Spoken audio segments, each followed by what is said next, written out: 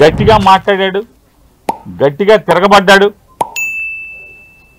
జోగి రమేష్ని రాజకీయంగా ఎదుర్కొనలేక, రాజకీయంగా నన్ను తిట్టాడు కాబట్టి, నన్ను ఎదిరించాడు కాబట్టి, నేను జగన్మోహన్ రెడ్డి గారిని తిడితే నా మీద తిరుగుబాటుగా మళ్ళీ నా మీద మాట్లాడాడు, విమర్శించాడనేటువంటి కక్ష కడుపులో పెట్టుకుని రమేష్ని ఏమీ చేయలేక మానసికంగా వేధించడం కోసం జోగి రమేష్ గారి కొడుకు మీద ఈ రకమైనటువంటి వాళ్ళ బాబాయ్ మీద అక్రమ కేసులు పెట్టి, చంద్రబాబు నాయుడు గారికి ఒకటే చెప్తున్నాం, నీ ఇష్టం రాష్ట్రంలో ఉన్నటువంటి 175 నియోజకవర్గాల్లో ఉన్నటువంటి వైఎస్ఆర్ పార్టీకి సంబంధించినటువంటి అందరినీ కూడా లోపలేసుకో, నీ మీద పోరాటం చేసేది ఖాయం.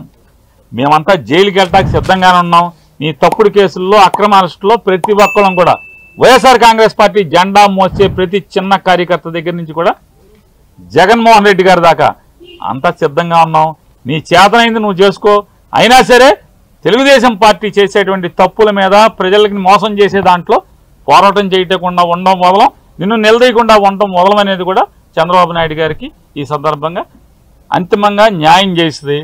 జగన్మోహన్ రెడ్డి గారిని దగ్గర నుంచి వాళ్ళ జోగి రమేష్ గారి కుటుంబాన్ని నువ్వు ఎవరిని వేధించదలుచుకున్నా మేము న్యాయ పోరాటం చేస్తాం, ధర్మ పోరాటం చేస్తాం.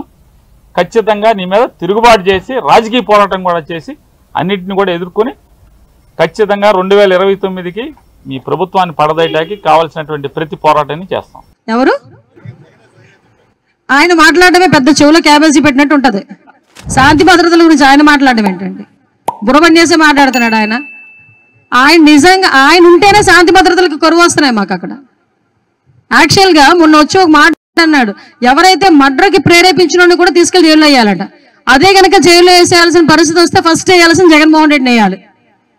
వివేకానంద రెడ్డి హత్య కేసులో చేతులన్నీ ఎవరివైపు చూపిస్తున్నాయో, దేశం మొత్తం మీద చేతులన్నీ, ఇంక్లూడింగ్ వివేకానంద రెడ్డి గారి కూతురు చేయి కూడా ఎటువైపు చూపిస్తుందో మనందరికీ తెలుసు.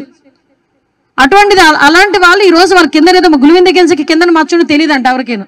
వాళ్ళ కింద ఉన్న మచ్చల గురించి మాట్లాడడం మానేసి ఏమండి మాట్లాడుతున్నారు శాంతి భద్రతల గురించి. ఇదే రాజమండ్రిలో దిశ పోలీస్ స్టేషన్ ఓపెనింగ్ రోజు ఒక అమ్మాయిని గ్యాంగ్ రేప్ జరిగి అదే రోజు సాయంత్రం తీసుకొచ్చి ఆటోలో వదిలేసి వెళ్ళిపోయిన సంఘటన మీరు ఎవరైనా మర్చిపోయారా? ఇక్కడ ఉన్న రాజమండ్రి ప్రెస్ ఎవరైనా మర్చిపోయారా? ఆ రోజు మీరే కవర్ చేశారు. నాకు ఇన్ఫర్మేషన్ ఇచ్చింది కూడా మీ వాళ్ళే. మళ్ళీ అమ్మాయిని మేము అందరం కూడా చూడటానికి వస్తే ఆ రోజు మమ్మల్ని ఆపడానికి ప్రయత్నం చేశారు. ఈ రోజు మేము ఎక్కడ కూడా ఆపట్లేదే. నంద్యాల వెళ్తానన్నారు, వెళ్ళాడు. తర్వాత మనం విండుకొండ వెళ్తానన్నారు, వెళ్ళాడు. వాళ్ళ ఎమ్మెల్యే ఈవీఎం బాక్సులు పగలగొట్టిన ఎమ్మెల్యేని చూడటానికి వెళ్తాను అన్నాడు, వెళ్ళాడు. మేము ఎక్కడ కూడా ఫోర్స్ పెట్టట్లేదు, ఎక్కడా కూడా మిమ్మల్ని ఆపే ప్రయత్నం కూడా చేయట్లేదు. ప్రజాస్వామ్యబద్ధంగా మీరు ఎక్కడికైనా వెళ్తానంటే వెళ్ళండి అని చెప్తున్నాం. అక్కడికి వెళ్ళి వాళ్ళు డిబేట్ అవుతున్నారు అంతే. మొన్న వెళ్ళాడు అక్కడికి, అక్కడ మన నంద్యాల వెళ్ళారు. నంద్యాల వెళ్ళిన తర్వాత అక్కడ మాట్లాడిన మాటలు కూడా ప్రజలు ఈ రోజు గ్రహిస్తున్నారు.